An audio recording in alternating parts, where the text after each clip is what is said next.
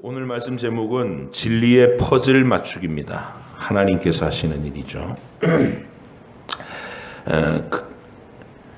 여러분들은 아마도 우리 유년주일 학생들까지 다 퍼즐 맞추기를 한번 해보셨을 겁니다. 그림 하나를 다양한 모양으로 잘라서 다 뒤섞은 다음에 그 하나하나를 맞춰가는 것을 퍼즐 게임이라고 하죠. 퍼즐이라는 말은 원래 수수께끼 또는 어려운 문제라는 뜻입니다. 옛날에는 중요한 비밀을 전달하려고 할 때 쉽게 노출되지 않게 하려고 정답지를 여러 개로 이렇게 나눠서 다 모아가지고 맞춰야 답을 볼 수 있게 만든 그런 안전장치에서 유래된 게임입니다. 사극 같은 데 보면 옛날 시대 서로 친한 이 집안의 어른들이 한쪽 집에서는 아들이 있고 다른 쪽 집에서는 딸이 있으면 그 아이들을 크면 결혼을 시키자고 약속하는 일이 종종 있었죠. 부모들이 정해서 집안끼리 혼인 언약을 맺는 거예요. 전쟁도 많이 일어나고 예기치 않은 일로 두 집안이 멀리 헤어져야 하는 일이 생길 때를 대비해서 나중에 아이들이 커서 서로를 알아볼 수 있게 하려고 옥으로 만든 목걸이를 두 조각으로 이렇게 깨트려서 반쪽은 남자아이가 지니게 하고 반쪽은 여자아이가 지니게, 그런 일들을 많이 우리가 알고 있죠. 성인이 돼서 서로 얼굴은 몰라봐도 목걸이의 반쪽을 지니고 있는 사람을 찾아야 되는 거예요.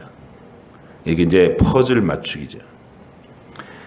아무리 마음에 드는 상대가 나타났어도 목걸이가 없으면 결혼해서는 안 돼요. 왜냐하면 중요한 거기 때문에. 그 당시에 그 어떤 사회적인 상황들이었어요. 이런 걸 퍼즐 맞추기라는 그 개념을 그런 데서 볼 수 있어요. 하나님께서는 이 세상에 구세주를 보내실 계획을 아담이 타락하자마자 바로 발표하셨습니다. 하나님 마음속에 가지고 있었던 영원한 계획이죠.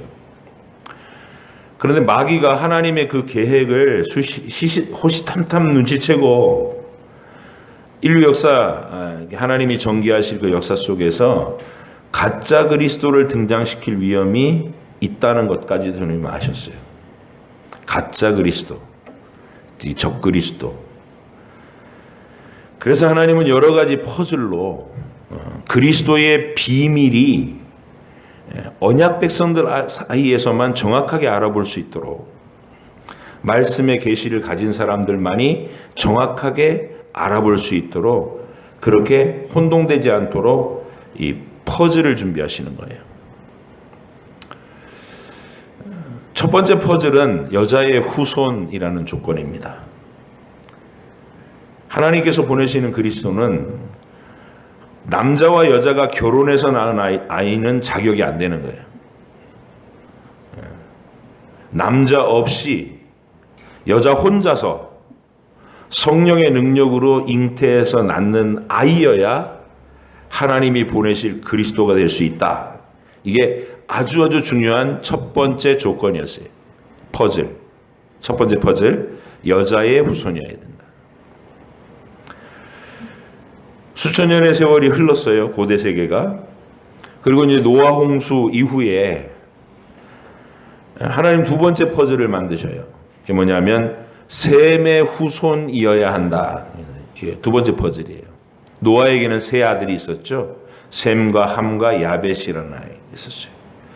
흔히들 셈은 황인족, 이 아시아계를 얘기하고, 함은 저 아프리카계를 얘기하고, 야벳은 유럽 계열의 사람들에서 그렇게 거기서부터 온 인류가 퍼져나왔다 이렇게 보고 있어요. 근데 그 세 자녀 가운데 셈족에게서 태어나야 언약의 그리스도다. 두 번째 퍼즐이 조건이 생겼어요. 그러니까 유럽에서 나면 안 되고 아프리카에서 나서도 날 수 없어요. 아시아에서 나야 돼. 셈족에게서. 하나님의 세 번째 퍼즐은 셈의 종족들 가운데서도 특별히 아브라함이라는 인물을 한 명을 부르셔요. 그래서 언약의 그리스도는 아브라함의 자손 가운데 와야 된다는 조건이 하나 또 생깁니다. 아브라함의 자손. 아브라함의 후손이라는 것은 유대인을 말하는 거죠. 그러니까 세상을 구원하실 그리스도는 유대인에게서 난다. 이게 조건이 됐어요. 딴 민족에게서 태어나면 안 돼요, 이제. 유대인이어야 해요. 세 가지 지금 퍼즐이 생겼다는 걸 알 수 있겠죠? 아브라함이 이삭을 낳고 이삭이 야곱을 낳고 야곱은 12아들을 낳아가지고 12명이 이스라엘의 지파가 돼요. 12조상들이 되는 거예요. 하나님 여기서 12명의 그 야곱의 아들들 가운데 12지파들 가운데 유다 지파를 통해서 세상을 구원하실 왕 그리스도를 보낸다. 유다 지파. 그래서 조건이 이제 좀 더 좁혀졌어요.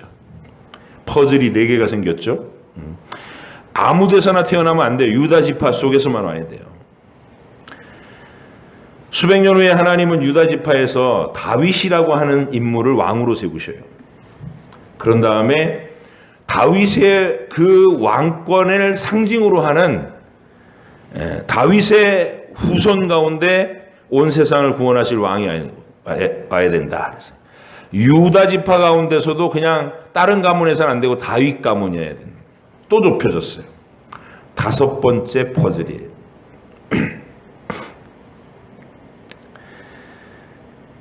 유대인들은 나중에 이 바벨론의 멸망을 당하고 그때부터는 계속해서 그 거대한 제국들의 지배를 받아요.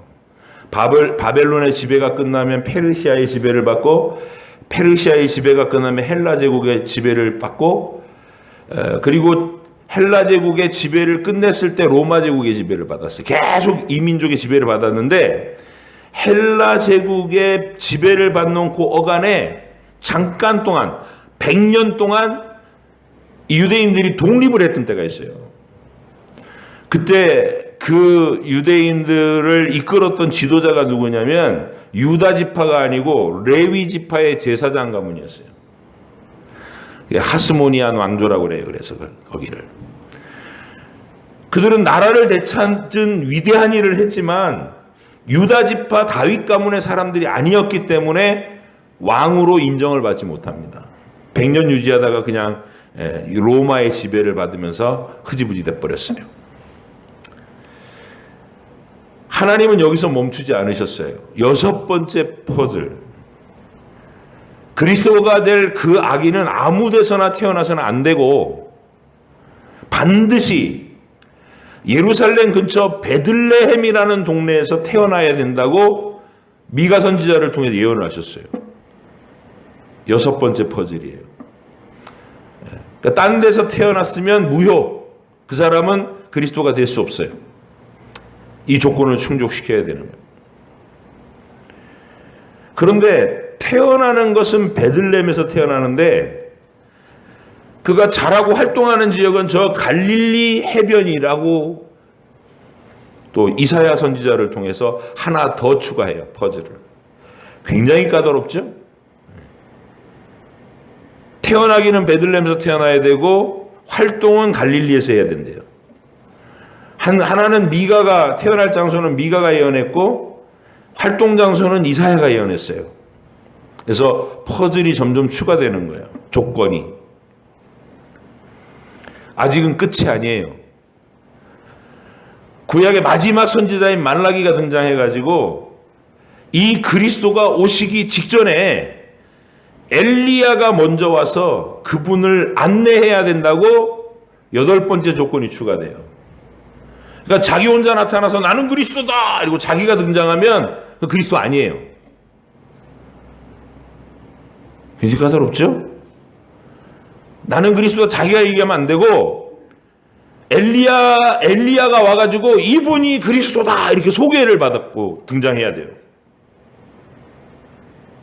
이 8가지 조건이 퍼즐이 정확하게 맞춰줘야 그분이 그리스도예요. 아멘. 신비롭죠? 우리 하나님께서 예수님을 세상에 보내시기 위해서 안전장치를 그렇게 철저히 하신 거예요. 믿음의 약속을 성경을 읽고 다음 세대 또 성경을 읽고 선지자들의 해석을 듣고 예언을 듣고 이렇게 하면서 차곡차곡 쌓인 8가지의 퍼즐을 맞춰야 그분을 알아볼 수 있게 되는 거예요.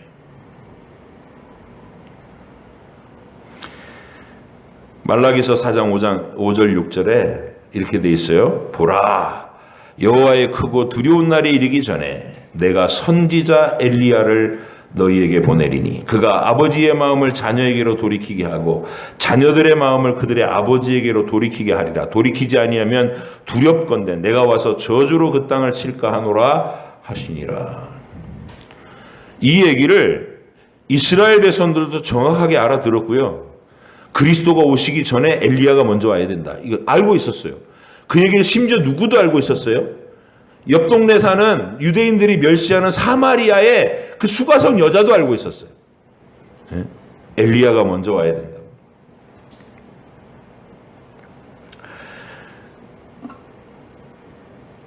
그리스도는 반드시 이 8가지 조건을 다 충족시키면서 세상에 태어나야 진짜인 겁니다. 이 외에도 특별한 조건들이 맞춰져야 하는 다른 퍼즐들도 헤아릴 수 없이 많아요. 십자가로 죽는 그 죽음의 과정까지도 세세한 퍼즐이 너무너무 많아요. 그거 다 충족시켜야 되는 게 그리스도가 되려면. 헤아릴 수 없지 많지만 오늘은 탄생에 관계된 퍼즐만 다루는데 8가지나 된다는 거예요. 탄생에 관계된 것만 해도. 훗날 이 세상에 오신 예수님은 제자들에게 매우 신기한 말씀을 하나 들려주십니다. 그냥 얼핏 읽으면 사람들이 대충 지나갈 수 있는 내용인데 요한복음 10장을 한번 펴보세요. 요한복음 10장 1절로 10절.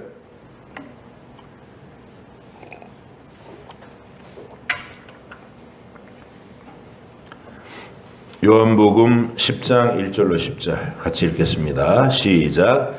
내가 진실로 진실로 너희에게 이르노니 문을 통하여 양의 우리에 들어가지 아니하고 다른 데로 넘어가는 자는 절도며 강도요 문으로 들어가는 이는 양의 목자라. 문지기는 그를 위하여 문을 열고 양은 그의 음성을 듣나니 그가 자기 양의 이름을 각각 불러 인도하여 내느니라. 자기 양을 다 내어놓은 후에 앞서 가면 양들이 그의 음성을 아는 고로 따라오되 타인의 음성은 알지 못하는 거로 타인을 따르지 아니하고 도리어 도망하느니라.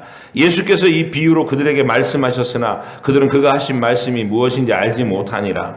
그러므로 예수께서 다시 이르시되 내가 진실로 진실로 너희에게 말하노니 나는 양의 문이라. 나보다 먼저 온 자는 다 절도요 강도니 양들이 듣지 아니하였느니라. 내가 문이니 누구든지 나로 말미암아 들어가면 구원을 받고 또는 들어가며 나오며 꼴을 얻으리라. 도둑이 오는 것은 도둑질하고 죽이고 멸망시키려는 것뿐이요 내가 온 것은 양으로 생명을 얻게 하고 더 풍성히 얻게 하려는 것이라. 이 얘기를 왜 하셨을까요? 이 말씀을 아주 간단하게 표현하자면 이런 뜻이에요. 구약 성경을 통해서 하나님께서 만들어 두신 이 여러 가지 조건들을 만족시키지 못하고 오는 자는 가짜 그리스도다. 내가 이 모든 조건을 충족시키면서 온 유일한 양의 문이다. 하나님께서 구원하시기로 택하신 모든 양들은 정확하게 나를 알아볼 것이다. 이 얘기예요. 하나님께서는 계획하신 때가 되었을 때 그 모든 조건들을 충족시킬 이 퍼즐 조각들을 한 자리에 모이게 하십니다. 하나님은 갈릴리 지역 나사렛이라는 동네에 살고 있던 유다 지파 다윗 가문 출신의 한 남자와 한 여자를 찾아내십니다. 남자는 요셉이었고 여자는 마리아였어요. 이 두 사람은 둘 다 유다 지파 사람이었고 둘 다 다윗 가문의 사람이었어요. 그리고 마리아의 친척 중에 제사장 가문인 레위 지파로 시집을 가서 예루살렘 근처에서 살고 있던 엘리사벳과 그의 남편 사가랴 제사장도 하나님 선택하십니다. 이 퍼즐 조각을 준비하기 위해서. 하나님은 제일 먼저 자녀가 없이 노인이 되어버린 사가랴 제사장에게 천사를 보내서 그의 아내가 엘리사벳이 퍼즐 조각 중에 하나인 엘리야 같은 선지자가 될 아기를 낳게 될 것이라 이 소식을 전하게 하셨어요. 사내 아이가 태어날 건데 그 이름을 요한이라고 지어라 하고 이름까지 지정해 줬어요. 하지만 사가랴는 천사가 하는 말을 믿지 못하고 자신이 헛것을 보았다고 생각했어요. 하지만 천사는 그가 보고 들은 일이 헛된 꿈이나 헛된 환상이 아니라는 것을 확신시켜 주시기 위해서 그날부터 아기가 태어날 때까지 말을 못하게 되었어요. 사가랴의 표적이었어요. 사가랴 제사장의 아내인 엘리사벳은 할머니인데 천사가 말한 대로 그 옛날 사라처럼 아기가 들어선 거예요. 잉태했어요. 그 아이가 태중에서 6개월 동안 자라고 있었을 때, 6개월 정도 됐을 때 가브리엘 천사가 이번에는 갈릴리 나사렛 동네에 사는 그 마리아를 찾아왔어요. 마리아는 요셉하고 약혼만 하고 아직 같이 살지는 않았어요. 결혼식을 아직 안 했어요. 그런데 천사는 마리아에게도 네가 잉태하여 아들을 낳을 것이다 라고 말합니다.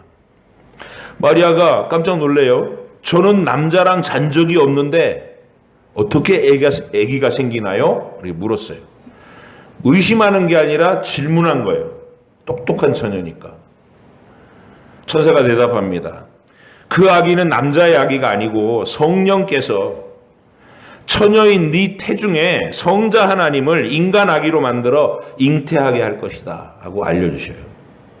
퍼즐 조각, 하나님이 예언하신 가장 중요한 퍼즐 조각 하나가 이루어지도록 동정녀 마리아에게 그 몸을 도구로 쓰시겠다고 하는 거예요. 마리아는 아무도 자신의 말을 믿어주지 않겠지만 하나님께서 하시는 일이라면 순종하겠다고 대답을 합니다. 훌륭했죠. 이렇게 해서 남자 없이 여자 혼자서 성령의 능력으로 잉태해서 아이를 낳는 가장 중요한 퍼즐이 완성됐어요. 이게 성탄에 일어난 일입니다. 마리아는 그 얘기를 아무한테도 할 수가 없어요. 아마 부모님한테 해서도 믿지 않았을 거고 약혼자인 요셉은 더더군다나 믿어줄 리가 없어요. 내가 성령으로 잉태했어 그러면 무슨 거짓말하고 있어 막 이렇게 구박이 날 거라.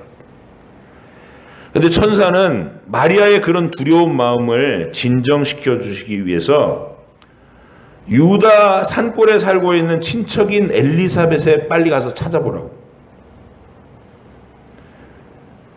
엘리사벳과 그의 남편 사가랴는 노인들이었음에도 불구하고 하나님의 능력으로 아기를 잉태해서 벌써 6개월째니까 가서 그것을 보고 증거를 삼아서 믿음이 흔들리지 않도록 하라 하는 것이었어요. 하나님 참 계획이 착착착착 그 퍼즐을 준비하신 하나님이 굉장히 세밀하시고 정확하신 거예요. 마리아는 먼 길이었죠. 갈릴리 나사렛에서 저 유대 예루살렘 근처 베들레헴 지역으로 간 거니까 그 유대 산골로 간 거니까 거기서 3개월 동안 사가랴의 집에 머물렀어요. 이게 엘리사벳도 배가 조금 더 불렀고 마리아는 지금 이제 막 예언을 듣고 와가지고 아직 표시가 안 나고 자기 몸으로도 느낌이 아직 없는 그런 상태로 하루하루 지낸 거예요. 제가 생각하기에는 그 3개월 동안 뭐 했을까? 사가랴 제사장님한테 성경 공부했을 거예요. 사가랴 제사장님 성경을 잘 아니까 봐라. 이게 전부 그리스도 메시아를 약속한 약속은 여자의 후손이어야 하고 셈의 후손이어야 하고 아브라함 가문이어야 하고 그리고 유다 지파 다윗의 자손 중에 태어나야 돼. 이런 얘기를 아마 마리아가 사가랴 제사장한테 배웠을 거예요. 그리고 아마도 대충 시점이 세례 요한이 태어나고 그걸 보고 마음에 큰 확신을 가지고 돌아오지 않았겠나. 마리아는 자기의 태중에 잉태된 하나님의 아들의 이 길잡이가 될 요한이라는 아이가 이렇게 태어나는 장면을 목격하고 돌아왔을 가능성이 커요. 나사렛으로 돌아온 마리아는 이제 3개월이 지난 거죠. 엘리사벳한테 가서 3개월 있었으니까, 천사한테 예고받은 지 3개월이 지났으니까 임신 3개월이면 이제 증상이 나타나요. 이렇게 입덧도 하고 이렇게 몸에도 변화가 나고, 그러니까 주변에서 알아보는 거예요. 어머 쟤 좀 봐 이러면서. 사람들은 마리아의 부모나 동네 사람들은 요셉과 정혼한 마리아가 요셉하고 속도 위반을 하고 임신했을 거라 짐작을 했을 거예요. 그들은 천사를 못 만났으니까. 근데 문제는 약혼자 요셉이에요. 사람들은 전부 그냥 아유 요셉이 급했구나 이러면서 그래도 데리고 가서 결혼해서 잘 살면 되지 이 정도였는데, 요셉은 너무너무 고통스러운 거예요. 왜냐하면 자기는 마리아하고 잔 적이 없거든. 그래서 요셉이 생각하기에 마리아가 다른 남자의 아이를 잉태했다고 보는 거예요. 험한 일을 당했거나 마리아가 자기를 배반했거나. 그래서 당연히 파혼을 결심했죠. 조용히 끝내야 되겠다 이러고 결심하고 있는데 하나님의 사자가 꿈에 요셉에게 나타나셔요. 예, 메시지가 정확해요. 네 아내 마리아 데려오기를, 너가 정혼한 약혼녀 마리아 데려오기를 무서워하지 마라. 마리아 태중에 있는 그 아기는 마리아가 나쁜 짓을 해서 생긴 아기가 아니고 사람 아기가 아니고 하나님의 아들이 마리아의 태에 인간 아기로 잉태된 거다. 오실 그분은 하나님이시다. 이름을 임마누엘이라 할 것이다. 이사야가 예언한 그 일이 지금 마리아를 통해 이루어지고 있는 거니까 네가 마리아와 정상적으로 결혼을 해서 마리아와 그 아기의 보호자가 되라. 이렇게 퍼즐 조각을 보호하는 보호자까지 세웠어요. 여자의 후손, 셈의 후손, 아브라함의 후손, 유다 지파 출신, 다윗의 후손, 갈릴리에서 자랄 것, 엘리야와 같은 안내자가 먼저 나타날 것, 이런 7가지의 퍼즐이 정확하게 맞춰지고 있었던 거예요. 이제 그리스도의 탄생과 관계된 마지막 퍼즐, 어디서 태어나야 된다? 반드시 베들레헴에서 태어나야 된다. 조건이 충족돼야 됐어요. 요셉과 마리아는 그 예언이 어떻게 성취될 것인지를 모른 채로 아이가 태어날 시간이 점점 다가오고 있었어요. 그런데 갑자기 느닷없이 로마의 황제가 로마의 지배를 받는 모든 세상에 있는 천하의 모든 사람들은 자기들 조상의 본적지로 가서 호적 등록을 하라고 명령을 내려버린 거예요. 황제는 세금을 정확하게 걷어들이기 위해서 자기 이익을 위해서 그 명령을 내렸는데, 하나님은 그 황제의 욕심을 하나님의 퍼즐을 정확하게 맞추는 일에 사용하신 거예요. 요셉과 마리아는 어쩔 수 없이 먼 길을 걸어서 베들레헴으로 갔어요. 고향이 다윗의 고향 땅이 베들레헴이니까. 그곳에 도착해 보니까 이미 막 온 사방에서 전부 호적하러 사람들이 너무 많이 모여들었기 때문에 무슨 숙박업소, 민박 뭐 아무것도 할 수가 없었어요. 근데 막 이제 진통이 오기 시작한 거예요. 급한 김에 어떻게 했을까요? 마구간을 빌렸어요. 그래서 마구간에서 아기를 낳고 강보라고 부르는 천에다가 둘둘 이렇게 싸서 말 밥통인 구유에다가 뉘어놨어요. 침대도 없는 그곳에 짐승의 우릿간에서 우리 주님이 태어나셨어요. 퍼즐이 다 맞춰진 거예요. 베들레헴에서 태어나신다.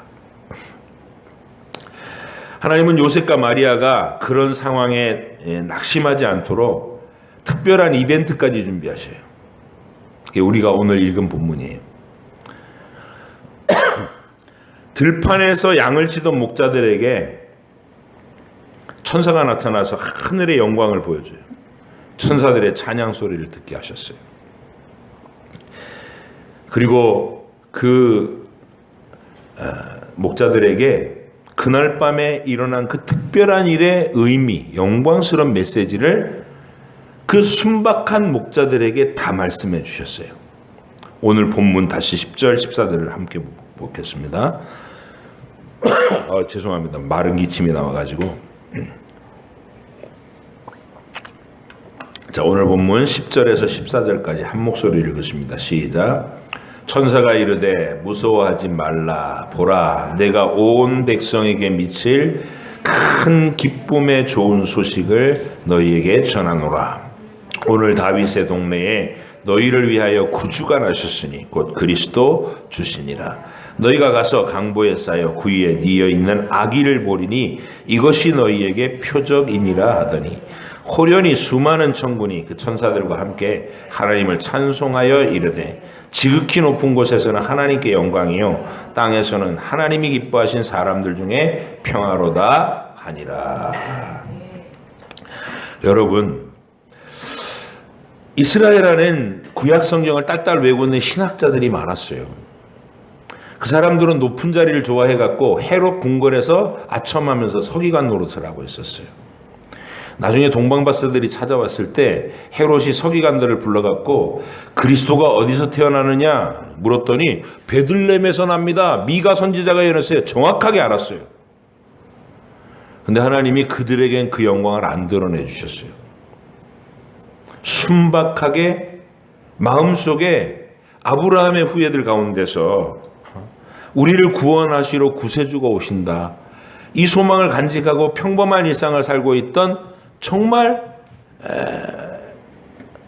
가난한 목자들에게 오늘 읽은 이 본문이 이 천사가 전한 메시지잖아요. 얼마나 영광스러워요. 온 세상에 미칠 큰 기쁨의 좋은 소식을 너희에게 전한다.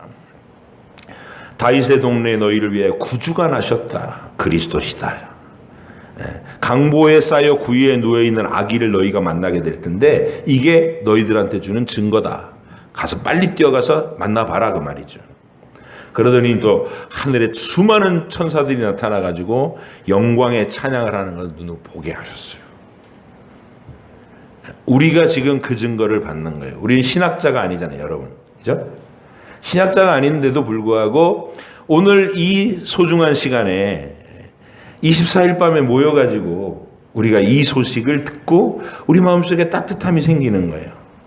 목자들처럼 하늘 영광의 장면을, 이야, 하나님이 이렇게 신비롭게 그리스도를 보낼 계획을 착착착 진행하셨구나 깨닫게 되는 거죠. 감사하게. 아까 말씀 준비하고 있는데 한 6시쯤 되니까 우리 청소년부 여학생들이 사무실로 와요. 그래서 이렇게 뭐 하나 봤더니 자기들끼리 막 이렇게 맛있는 거 사다가 같이 나눠 먹고, 또 제가 가갖고 메리 크리스마스 그러고 인사했더니 목사님 그러면서 막 자기들이 카드 만들고 있던 거 보여줘요. 성탄 카드. 아마 청소년부 내에 서로 이렇게 나눌 카드였나 봐요. 자기들끼리 얼마나 행복해하는지 몰라요. 그 장면이. 거기가 천국 아니에요? 함께 자라는 나의 어려서부터 같이 늘 얼굴 보고 자랐던 교회 친구들, 그 아이들이 서로 사랑해요. 지금 어려운 일 생기면 막 눈물 흘려 기도해주고 서로 일으켜주고, 그런 아름다운 장면이 24일 밤에 저 아이들이 누리고 있어요. 아마 자기들의 평생에 가슴에 남을 거예요. 2021년도 24일 밤 우리가 모여서 행복했었지. 예수님의 탄생을 축하하는 카드를 만들면서 내 고등학교 2학년, 맞나요? 고등학교 2학년 겨울 성탄절. 이게 목동이에요. 들판에서 양을 치던 목동에게 천사의 영광을 보여준 것과 같은 거예요. 여러분, 어른들도 오늘 이 밤을 그런 따뜻한 감동으로 하나님 앞에서 기억하시기 바랍니다. 코로나가 창궐하고 있는 2년째 고통스러웠던 2021년도 24일 밤 25일 그리고 주일 연결되는 가운데 우리가 요한계시록 강해를 들으면서 연말을 보냈고 24일 날 금요일 저녁에 심야 기도회로 모여서 성탄에 대한 메시지를 들었고 우리가 용기를 내서 다시 2022년도를 맞이했다. 이런 기억이 떠오를 수 있도록 하나님 앞에 감사하시고 예수님이 우리를 구원하러 세상에 오신 그 크고 위대하고 신비로운 이야기를 가슴에 담고 여러분들이 목자들처럼 하나님께 본 그 영광스러운 장면을 전달하는 전달자로 목자들은 천사들이 전해준 그 소식을 진짜인지 알아보자고 베들레헴 읍내로 막 뛰어갔어요. 가봤더니 마구간에서 태어나가지고 강보에 쌓여서 구유에 누워있는 아기를 찾으려는 거야. 동네가 손바닥만한 동네였을 테니까 베들레헴이랑 막 뛰어다니면서 찾았어. 진짜 아기가 태어난 거예요. 강보에 쌓여서 구유에 누워 있었어요. 천사가 말한 그대로예요. 그 마구간은 짐승 똥 냄새도 나고 이렇게 초라한 눈물겨운 장면이잖아요. 아니 애가 태어났으면 좀 따뜻한 침대에서 태어나야지 마구간에 태어나가지고 말밥통에 올려놔 있으니까 얼마나 철양맞은 모습이에요. 근데 하나님은 그 철양맞아 보이는 가난하고 빈궁한 현실 위에 지금 막 하늘의 영광을 본 목격자들이 뛰어와서 천사들이 나타나서 이 아기에 대해서 이렇게 얘기했다고 막 소식을 전했어요. 직접 마구간에 그 지붕이 뻥 뚫리면서 하늘에서 빛이 쫙 내려오고 오색무지개가 뜨고 이런 게 아니에요. 그거는 이방 사람들 건국 신화나 이런데 미신 신화 이런 데서 나오는 얘기예요. 동화에나 나오는 얘기. 하나님의 역사는 그냥 우리의 현실은 가난하고 궁핍하고 초라한 채로 진행이 돼요.